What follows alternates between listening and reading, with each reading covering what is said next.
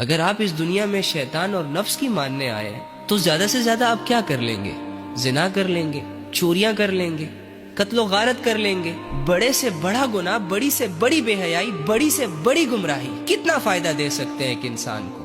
زیادہ سے زیادہ نفس اور شیطان کی غلامی میں زیادہ سے زیادہ امیر ہو جاؤ گے، لڑکیوں کا مجمع اکٹھا کر لو گے، مشہور ہو جاؤ گے۔ جس طرح گناہوں کی لذت بہت تھوڑی ہوتی ہے نا، اسی طرح غلط راستوں پر چلنے سے جو کامیابی ہاتھ آتی ہے نا، اس کی مدت بھی بہت کم ہوتی ہے۔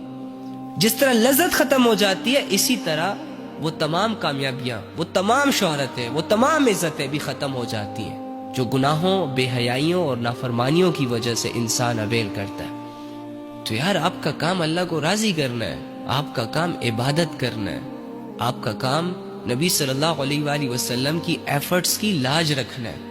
کیا ہمارے نبی اس لیے روئے تھے؟ کیا ہمارے نبی نے اس لیے پتھر کھائے تھے؟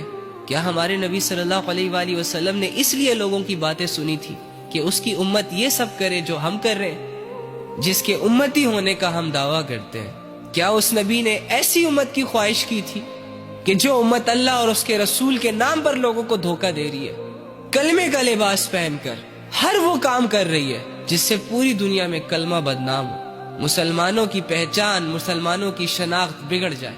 جس اسلام کی خاطر صحابہ کی زندگیاں داؤ پر لگ گئیں، جس اسلام کی خاطر صحابہ کے بچوں کو قتل کیا گیا، نبی صلی اللہ علیہ وآلہ وسلم کو باتیں سننی پڑی، نبی صلی اللہ علیہ وآلہ وسلم جیسی ہستی کو ظلم سہنے پڑے، اپنی نسلوں کو شہید کروا دیا، اس اسلام کو ہم جب اپنے ہاتھوں سے، اپنی قوتوں سے، اپنے گناہوں سے جب بدنام کر رہے ہوتے ہیں تو کیا ہمارا دل ذرا سا بھی نہیں لرزتا؟ ذرا سا بھی ڈر پیدا نہیں ہوتا اس دل میں؟ تو یار اللہ کو راضی کریں اللہ کے بندو، کیوں اپنا ٹائم ویسٹ کر رہے ہو؟ کیوں اپنے آپ کو گرا رہے ہو؟